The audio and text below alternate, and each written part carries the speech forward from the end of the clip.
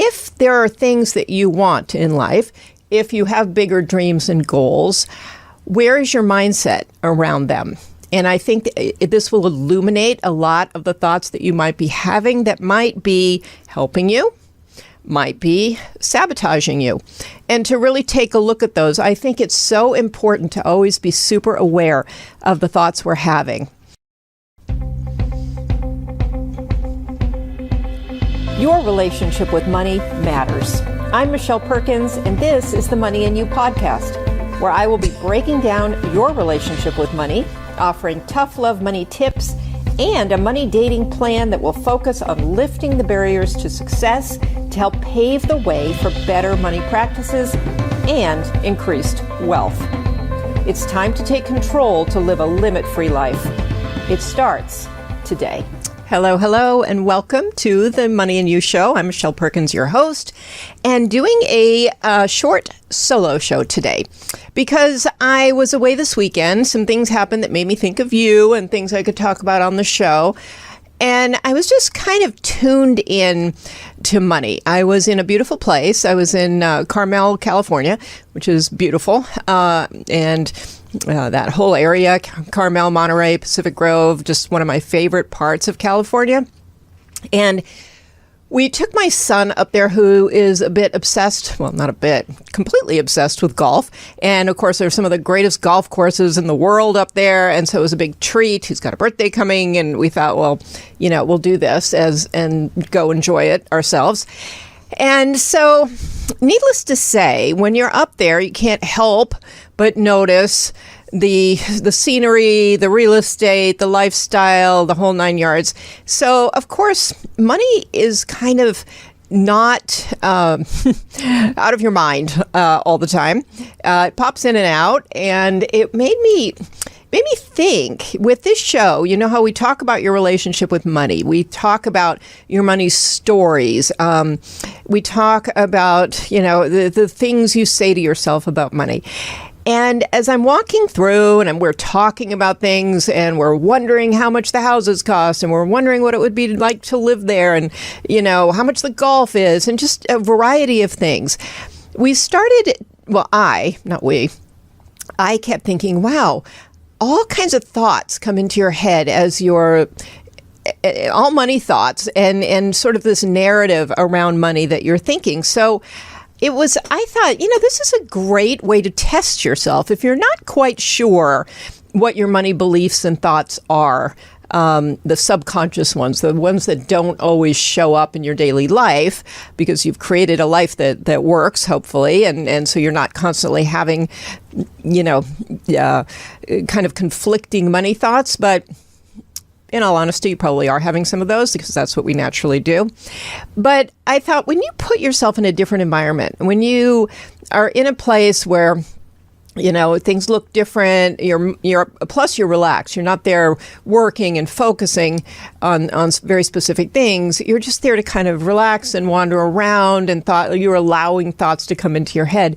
Like, what money thoughts do you have in a different environment? And I really did think this is the experiment everybody should do. They should put themselves in a situation that isn't, maybe it's a little, different for them, and see what comes up in terms of money thoughts. It doesn't even have to be a very nice place. It could also be a very, a place you wouldn't want to live, and just start thinking, what is coming up for me?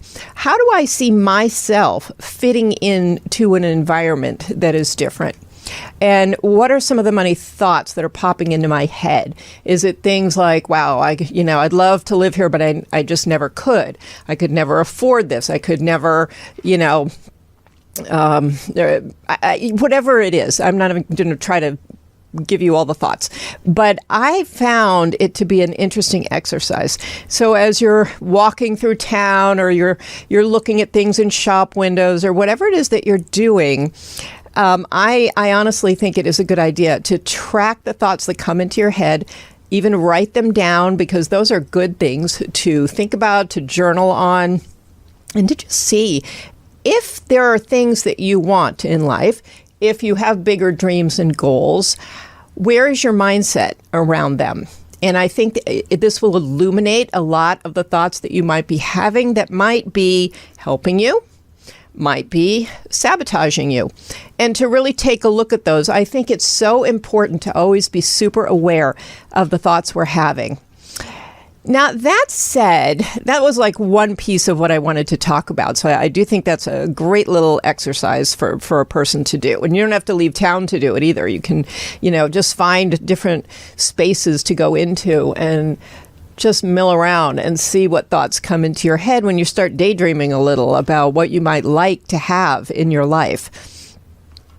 As I say that, I realize that we are not attaching any dollar values to anything in what I just said. And so this is where I really wanted to talk about vagueness versus specificity when it comes to money. Now, you could talk about that when it comes to your overall life vision, what your ideal life would look like, just plain old what you want in life. What do you want for your career? What do you want for, your future financial life? What do you want for your relationship life, your health, anything?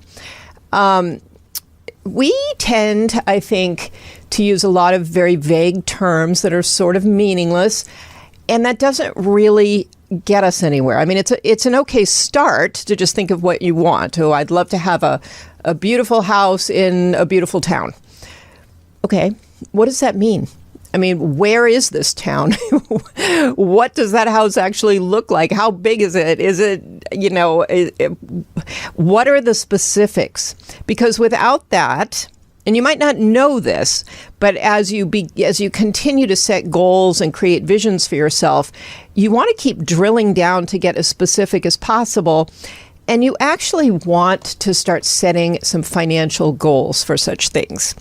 And that means not vague goals. That means very specific goals. Could they change? Yes. Do you actually really know 100% what you would need? Probably not.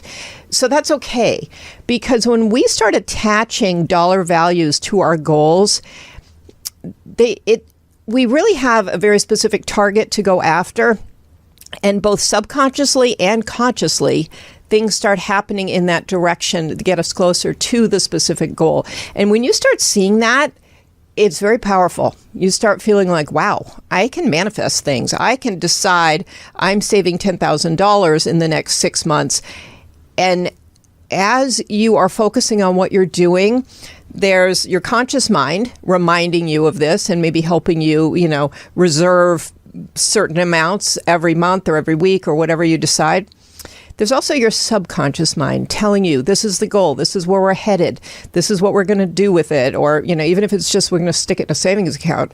But the two parts of your brain start working together to both manifest and, in a practical sense, make these things happen. So I do think we spend a lot of time saying, I really want to have financial security. I really want to have a lot of money. I really want to have, money for travel. I really just want to retire well. I want to feel comfortable and not stressed about money. Whatever that is that we're saying, those are great goals. But until we attach some very specific targets to those goals, even with health is a perfect example. We don't go in the gym and just say, I hope I get strong. I mean, you do, actually. But then as you're going to the gym, you're making decisions about how much weight you're lifting, how long you're running on the treadmill, how much time you're going to put in, how many days a week you're going to go, what specific amount of, weight you're trying to get to, or how much weight you're trying to lose, or whatever it is.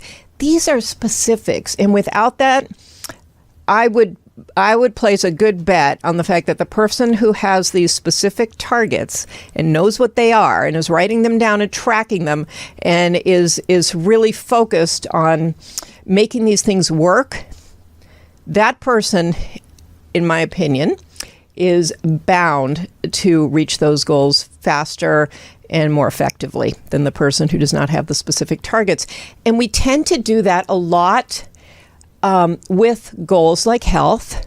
I mean, goodness, every nutritionist out there is having you pay very specific attention to what you're eating and what's in it and how many calories and all of those things. for some reason, and maybe it's because we don't really want to look at our money. That's why I always talk about dating your money, spending time with it. And there's either a fear factor or kind of a hopelessness around setting very specific money targets for some people, especially if they've never had the experience of kind of having what they want in that area. And so people tend to be vague and try to just hope for the best. You know, I'm going to save for a down payment on the house, and I hope it happens. My daughter really, really wants a house, so she's saving her money for this future house, but she doesn't have specific goals for it. She's not saving X amount or trying to get to X amount. Just hoping to get enough money. So these terms like enough money are just not specific enough to help us in the way we want to be helped. So that's really the gist of what I wanted to talk about. Money is with us all the time.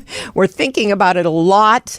Even silly things. When I went on this trip on Friday, I had some work to do, and I was literally in the room doing, some money things, not things I really was choosing to do. I was under a deadline with certain things, and I had to do certain things. But it just proves how much of our hours, are spent thinking about money, doing things with money, paying attention to money. And if we kind of embrace that with the right attitude and know that this is pushing us forward and good for us, I think we can settle into some routines around thinking about money and trying to get specific. We can catch ourselves. The earlier part of the conversation about this, whatever it is we're telling ourselves, we need to be super careful about that, but we can also be super aware of, where am I telling myself things that are not specific? They're too vague to be goals. They're too vague for me to, grab a hold of it and do something with it, very specific. And so once you have some more specific goals, then you can reverse engineer and have some very specific action steps that you can take. But if your goal is not specific, your actions are going to be sort of fuzzy too. So the whole thing just doesn't build the momentum that I'd love to see you have. Because when you start setting goals, meeting them, figuring out what actions you need to take, and then seeing them through and realizing them, that's very empowering. And then the next goal can be maybe a bigger one or just a different one. But you start to see how when you get to know specifically what you want and you figure out how to get there, things happen. So that's really what I want to leave you with today.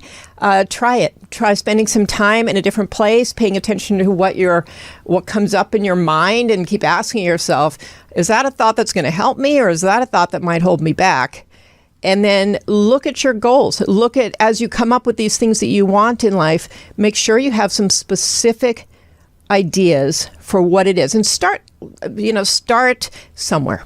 So if you're saying I want $100,000 of emergency savings in the bank, you don't know how the heck you could possibly do that right now, start with a lower number, but set that number with the bigger number in mind. Because sometimes magic happens, and by some crazy, act of the divine, you're trying to save for 100, you set your goal for 10, and you end up with 25 for a reason that you couldn't have expected. So that's my tip for today. Go for it. Spend some time with this and try to make it fun. Try to make it an enjoyable experience in your mind, and let it realize in your life.